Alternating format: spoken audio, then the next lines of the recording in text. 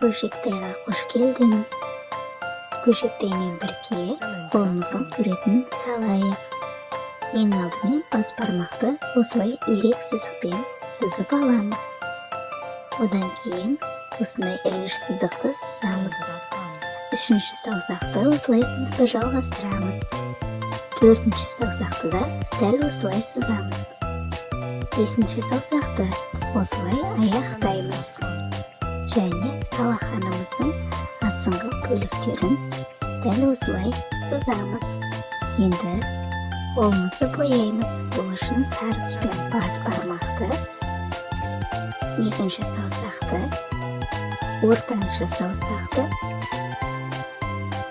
төртінші және ең кішкентай саусақты бояп шығамыз.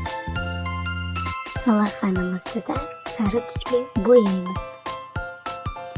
Ақшыл сары түспен саусақтардың жарықтарын және қанық сары түспен көлеңкесін бояймыз. Қолымыз дайын болды. Жарайсыңдар достар.